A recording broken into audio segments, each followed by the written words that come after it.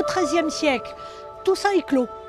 Tout ça est le domaine des moines cordeliers. Ils viennent s'installer ici, les familles riches les aident à construire leur couvent, leur monastère et surtout à construire leur chapelle. Après la Révolution, ça a été caserne de pompiers, ça a été halle au grain, ça a été bibliothèque, ça a été théâtre, à partir du moment où ça n'a plus été église.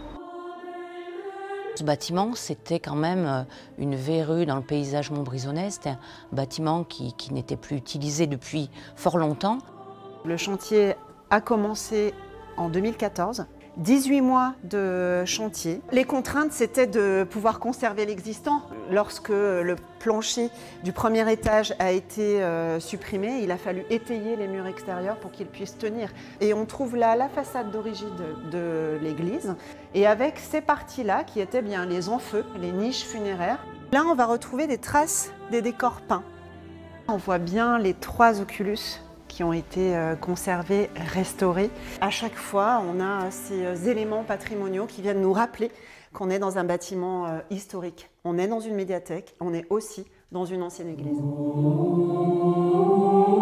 Là, on arrive dans une partie très spectaculaire du bâtiment, avec cette faille et les mezzanines en enfilade, en hauteur, comme ça, pour conserver cet effet de pente. Bien évidemment, ça symbolise l'élévation vers le divin, mais ça reprend aussi les traces de cette première église au XIIIe siècle qui a été construite, et puis l'élévation du XVIIe siècle. La faille, c'est pas seulement un prétexte architectural ou esthétique. Toutes les places d'études, toutes les places assises, elles se trouvent ici, sur ce mobilier qui a été apposé sur la faille.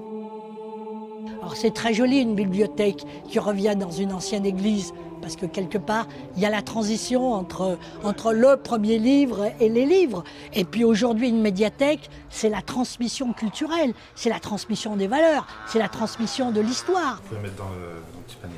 Merci beaucoup.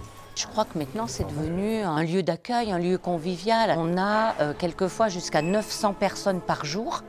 On a à peu près 6000 scolaires qui sont accueillis chaque année. Et puis, c'est un lieu de rencontre. Le samedi matin, où il y a un gros marché sur Montbrison, on voit bien que les gens font leurs courses, mais ils passent à la médiathèque récupérer les documents dont ils ont besoin.